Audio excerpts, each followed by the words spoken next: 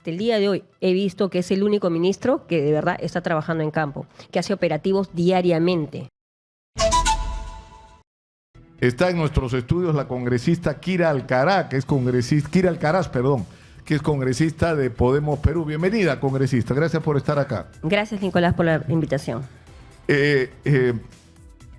Estamos por acá por una denuncia que usted... Vamos a hablar del tema de Santibáñez luego, pero quisiera que comencemos por esto, porque es un ingrediente que se va a agregar a este explosivo cóctel que nos estamos teniendo que tomar todos los peruanos, ¿no?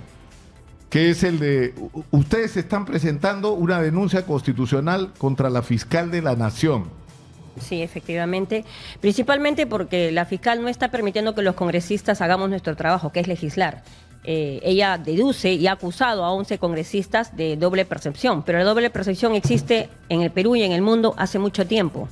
Entonces, yo no entiendo bajo qué criterio, bajo qué ella se basa para denunciar. Y lo digo así, porque ella dice, porque son militares, da un ejemplo, y que por eso se están sirviendo.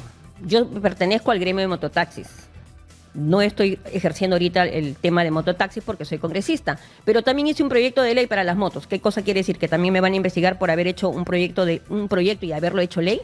También he hecho de las ollas comunes, también he pertenecido. ¿Qué quiere decir? Que también ese proyecto que he hecho y que ahora es ley, también me he beneficiado yo. O sea, es ilógico. Claro, y tenemos pero congresistas... en este caso puntual, o sea, a mí, digamos... nosotros escuchamos, de lo que estamos hablando es esto: los congresistas que son militares reciben una pensión como militares jubilados, Efectivamente. pero a la vez reciben su sueldo de congresistas. Entonces eso generó una controversia sobre si esto era correcto o no. A mí, sinceramente, no me parece ético. Si yo estuviera puesto en esa situación, yo digo, no necesito mi sueldo de congresista porque a mí ya tengo mi pensión de militar y ahora voy a servir al país. Ya. Bueno, cada uno toma su decisión, ellos han decidido recibir su pensión y cobrar el sueldo. César Delgado Guembes, que es un especialista en estos temas y creo que es una opinión que nadie discute porque es impecable, o sea, no he escuchado alguna vez una postura, un punto de vista de César Delgado Guembes que haya sido cuestionado por alguien, porque se basa estrictamente en lo que es la ley y lo que es lo correcto. Y lo que él dice es que en realidad no hay doble percepción, porque la pensión no es una remuneración, no. Que además el origen de esa percepción tiene que ver con sus propios aportes. Entonces, no, pero sin embargo, la fiscal de la Nación dice que no, que hay doble percepción, que eso es un delito y que no solamente están implicados en este delito los congresistas que cobraron o que están cobrando, pero además los que votaron Imagínese. a favor de que ellos puedan cobrar. Cuando todo el mundo sabe que los congresistas tienen un voto imperativo, o sea, y eso está en la Constitución.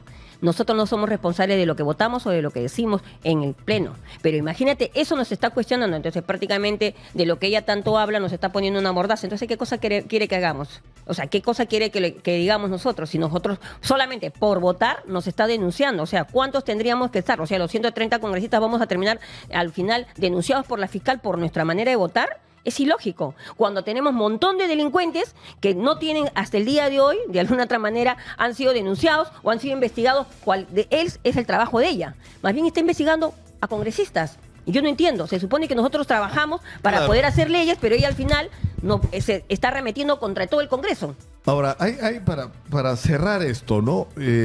Ayer me han pasado una información, yo no he tenido tiempo de confirmarlo. Pero entiendo que es parte de la argumentación que están usando ustedes.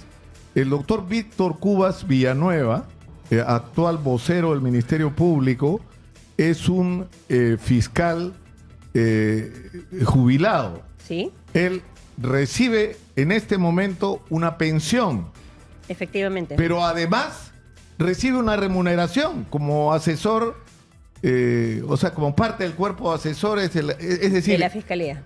¿Pero esto es verdad? ¿Es verdad? Es decir, que Víctor Cubas Villanueva está haciendo exactamente lo mismo que hacen los militares en el Congreso, pero a él no lo denuncian, a sino él que no él lo trabaja denuncian para la porque fiscal. ella misma es la que está permitido dentro de la institución. Ustedes han certificado la veracidad. Yo no sé, Kerly, la señora Magariño está hoy día cumpliendo su deber como madre, llevando a sus hijos su primer día al colegio. Pero el documento es bien bravo, ¿eh? Porque es una constancia de pago de haberes y descuentos correspondiente al mes de diciembre del 2024 Y dice, pues, pensión definitiva, 8.100 soles, da una serie de detalles, salud, y luego vienen las remuneraciones, que son las remuneraciones que recibe por el ejercicio de su función como vocero del Ministerio Público. O sea, el doctor Víctor Cubas Villanueva, no voy a decir los montos, no me corresponde, no sé si sería lo correcto o lo pertinente, pero lo que dice este documento es que recibe su pensión y su remuneración en este momento en el Ministerio Público. Sí.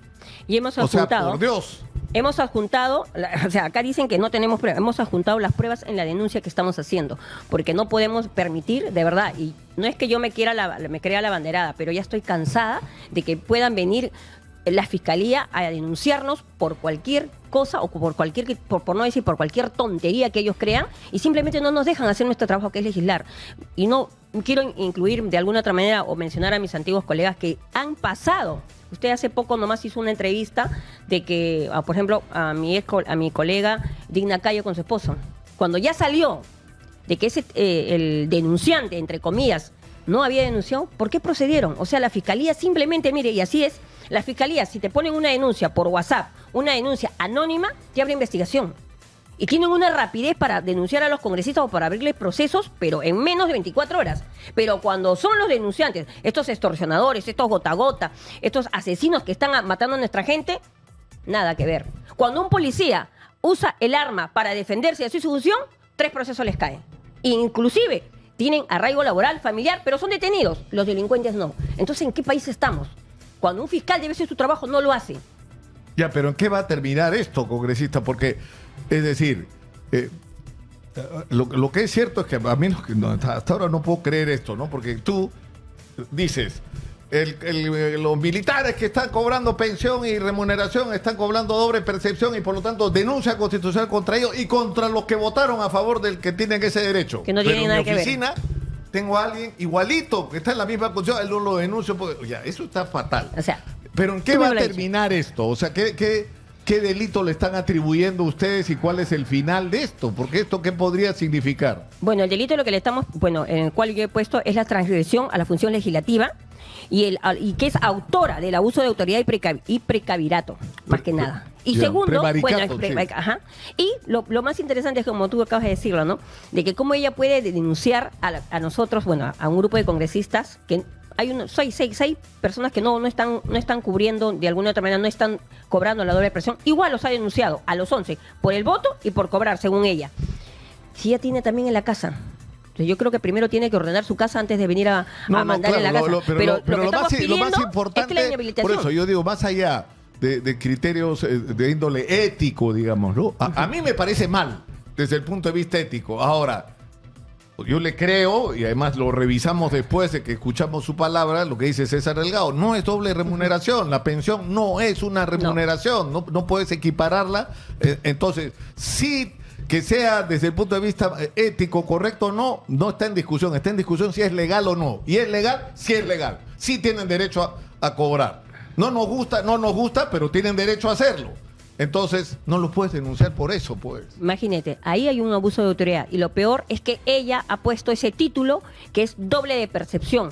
La prensa lo ha difundido y no se ha puesto a pensar lo que está ocasionando con esas familias, con esas personas que están mediando de alguna u otra manera su honra y su nombre. Ella no le interesa, simplemente ella quiere salir adelante y salir en los titulares diciendo que está denunciando al congresista. ¿Qué va a terminar esto? Es decir, ¿cuál es el procedimiento? Ustedes presentan la denuncia constitucional. Sí. Esta tiene que ser admitida ¿por quién? ¿Por la mesa directiva? ¿Quién toma las decisiones y cuál es el procedimiento? Hoy día ya ¿Por la Comisión de Acusaciones Constitucionales? Definitivamente la Comisión de Acusaciones Constitucionales va a seguir el procedimiento. El día de hoy ya el Congreso hace apertura ya el nuevo legislatura, así que me imagino que lo más antes posible estamos pidiendo de que tomen la decisión y lo puedan poner en debate. ¿Y en qué podría concluir?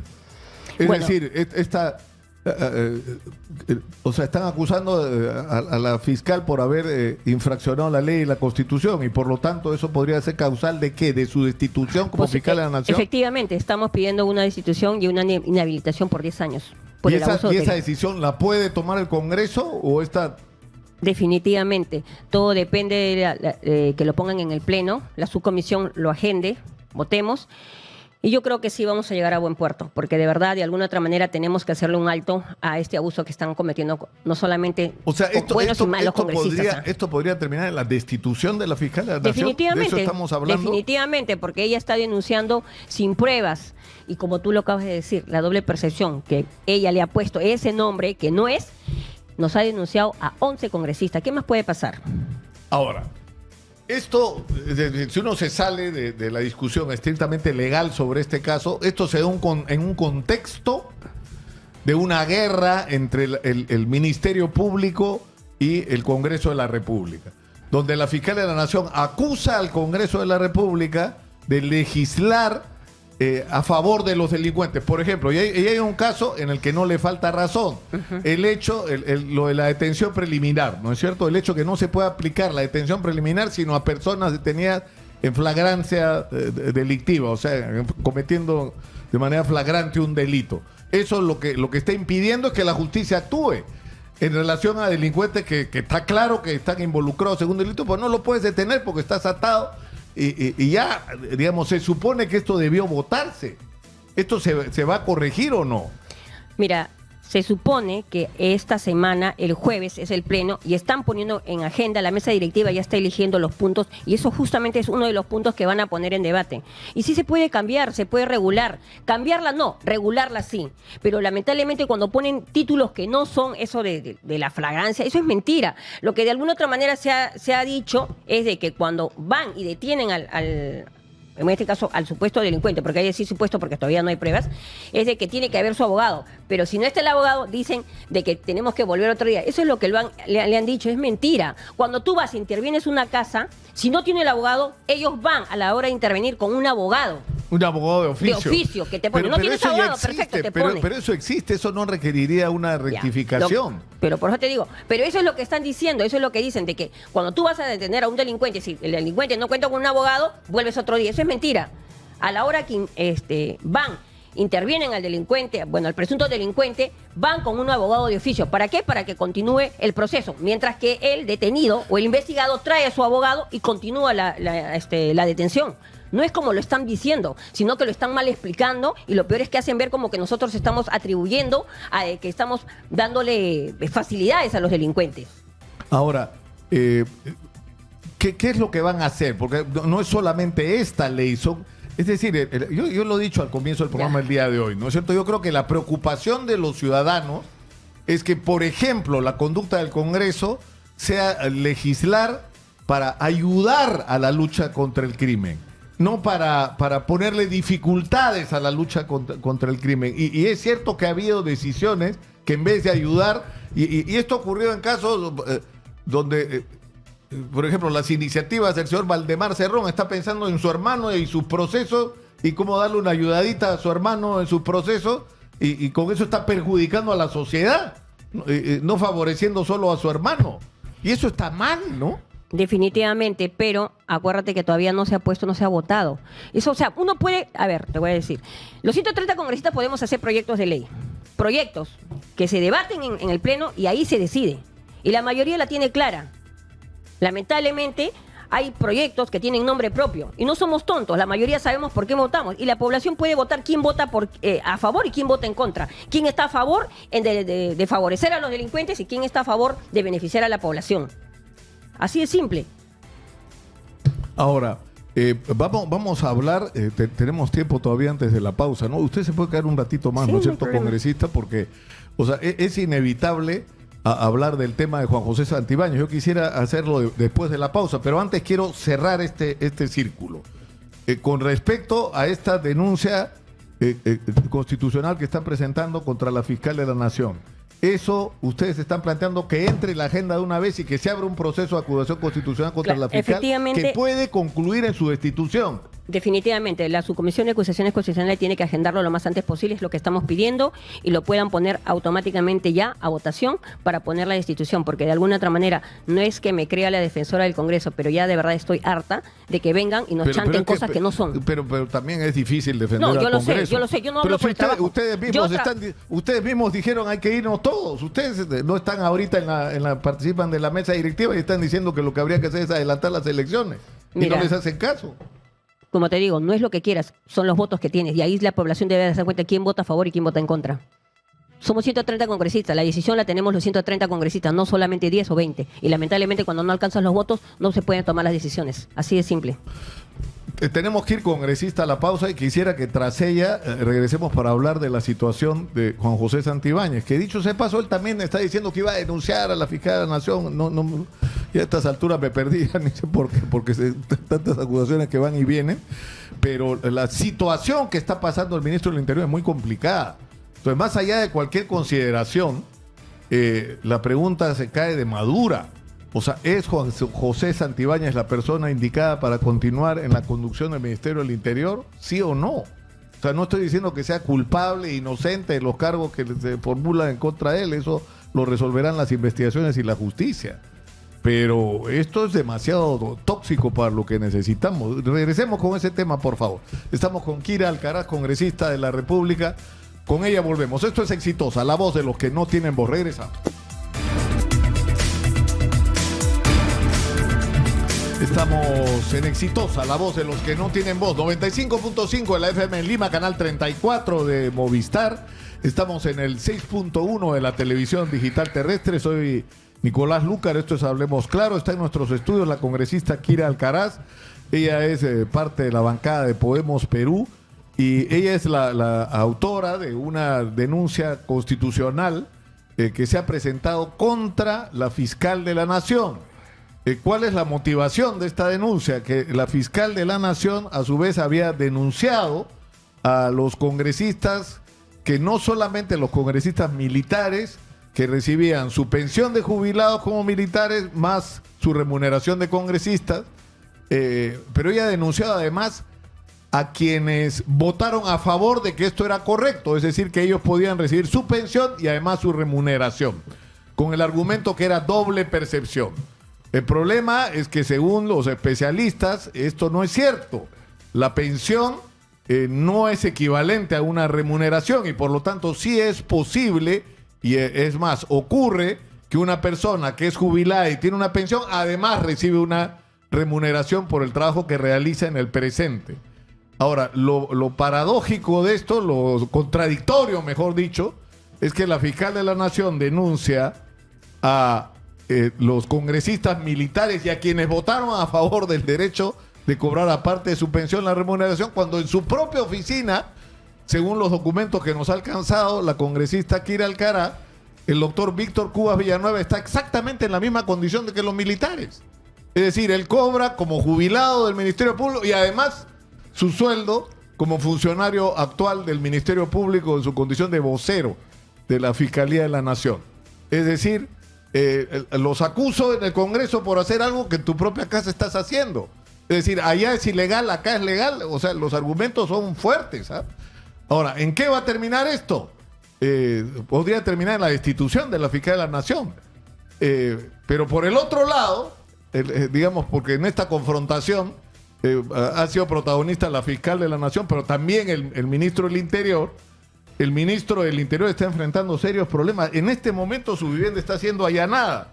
Él salió a dar una declaración. Yo he estado tratando de comunicarme con él para lograr una declaración y las respuestas a la cantidad de cosas que se han dicho sobre él el día de ayer. Pero entiendo que está en este momento en la diligencia. Pero ¿qué piensan ustedes de esto? De lo que está pasando con el ministro del Interior y si Juan José Santibáñez en este contexto es la persona indicada para conducir un ministerio tan sensible como este. Mira, yo lo voy a decir no como congresista, sino como pobladora, como vecina. Yo hasta el día de hoy he visto que es el único ministro que de verdad está trabajando en campo, que hace operativos diariamente, que detiene, pero lamentablemente al detener a estos delincuentes, a estos extorsionadores, a los pocos días o a los 4 días salen libres, porque la fiscal encuentra vacíos y los sueltan. Es el único ministro que ha trabajado no solamente dentro de Lima, sino también se va a provincia. Que hay bajas, sí, pero parece que se olvidan de que esto no es consecuencia del ministro. Esto ya se veía venir cuando lamentablemente abrimos las fronteras, porque las fronteras las tenemos como coladeras y entraron la gente de lo peor de lo peor. Y no se dieron cuenta de que la delincuencia había mutado. Parece que piensan que todavía seguimos teniendo los pirañas o los, ¿no? O los rateros o los carterazos. No, la delincuencia ha mutado y obviamente si no empoderamos a la policía, no le damos los recursos que deben tener para poder contraatacar a estos delincuentes que ya no son pues de poca monta, lamentablemente no vamos a tener un buen resultado. Y lo que hacemos es que chancar al ministro que sí trabaja, porque yo lo digo así, sí trabaja, lo veo que todos los días hace operativos, detiene, ha deshecho de alguna otra manera, ha desarticulado bandas criminales, pero eso no lo dice la prensa. La prensa lo que sale solamente es que él ha estado coludido y no sé qué tanto. Nosotros, lo que pasa, nosotros lo reportamos, o sea, nosotros no tenemos ningún filtro para informar porque a nosotros no nos guía el dañar o defender a nadie. O sea, lo único que se interesa es la gente y el bienestar de las personas. Pero lo que sí es cierto, congresista, es que, por ejemplo, para ir al caso de la libertad, declaran el estado de emergencia y la libertad no sé cuántas veces. Dicen que vayan los militares se miran las caras porque no hay ninguna estrategia, no tienen un plan. Es decir, están agobiados por las organizaciones criminales y cuando entra el nuevo jefe de la región militar el 1 de enero descubre que no hay laboratorio, congresista. Cuando ve el tema de tomar el control de la calle, se da cuenta que no hay un plan de cuadrantes para la ciudad de Trujillo. ¿Cómo vas a vigilar la ciudad si ni siquiera has organizado y dividido la ciudad por zonas para distribuir el personal que tienes? Y no tienes equipamiento y el gobierno regional les entrega vehículos que no tienen conductor ni gasolina. O sea, es un desmadre. O sea, no digo que puede tener toda la voluntad que quiera, pero con buena voluntad no hace nada. Por eso te digo, lamentablemente, la policía siempre ha sido la peor remunerada, la peor tratada, y ahora que tenemos la delincuencia encima, quieren que la policía con los pocos recursos haga milagros. Lamentablemente, como tú acabas de decirlo, no tienen motos, no tienen camionetas, inclusive ellos trabajan con su propia movilidad, buscan de alguna otra manera sus pasajes, sus taxis para poder llegar. ¿Por qué? Porque lamentablemente es el trabajo que ellos escogieron pero eso y que está bien, no digo que pero no. Kira, pero eso tendría que ir de la mano con una autocrítica. Es cierto que la responsabilidad original no es de ustedes porque así llegó el presupuesto. Pero el presupuesto del ministerio, o sea, han subido el presupuesto a todo. Eso. Menos a la lucha contra el crimen, al Ministerio del Interior. O sea, tiene menos presupuesto. Y eso vino del Ejecutivo y ustedes lo dejaron pasar. No. Mira, lamentablemente, como te vuelvo a repetir, no es lo que uno quiere, sino los votos que tienes. Yo fui una de las primeras que dije que el presupuesto para la policía debería aumentar.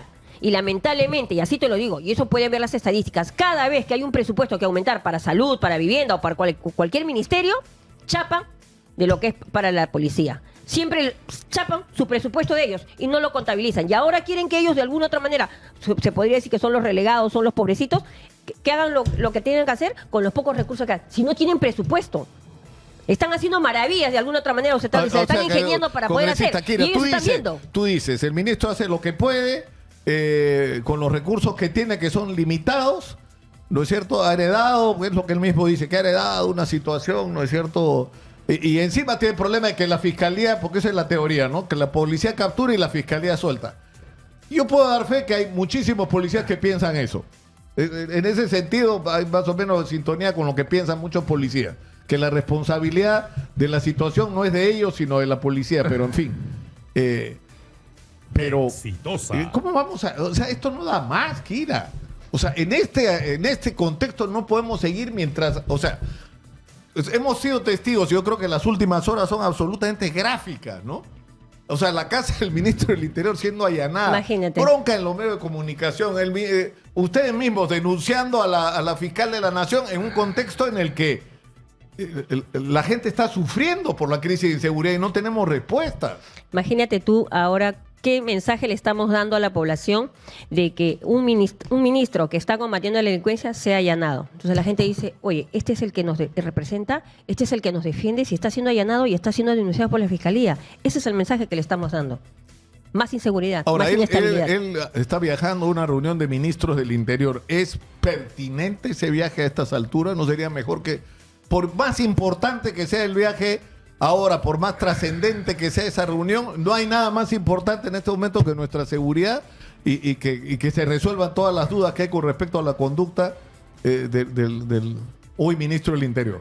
Mira, yo a título personal, y eso sí, espero que lo tome en cuenta el ministro, es de que suspenda, porque sí, efectivamente, yo sé que es muy importante este viaje, pero va a tener que delegarlo por la situación que estamos viviendo, porque lo van a autocriticar de alguna otra manera y le van a hacer leña si él decide viajar. Que yo digo que es parte de su función y que está bien, pero lamentablemente en estos momentos no es prudente. Ahora, pero seguimos discutiendo sobre las cifras. Eso no puede ser, pues.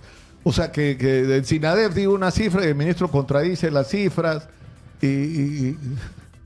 O sea, no podemos. O sea, si no nos ponemos de acuerdo, Kira, en la realidad, que no es una discusión solo de cifras más, cifras menos, es lo que estamos... O sea, la violencia se está instalando en nuestras vidas. Es decir, el uso de sicarios se está generalizando. El cobro de cupos y de extorsiones se está generalizando. Los robos, asaltos, todas las formas de que la gente está siendo victimizada nos tiene agobiados. Entonces, si no partimos de reconocer que esa es la cruda realidad y que necesitamos actuar todos juntos para enfrentarla, no vamos a resolver el problema. Pero si partimos de ni siquiera nos ponemos de acuerdo sobre cuál es la realidad, menos nos vamos a poner de acuerdo sobre lo que hay que hacer.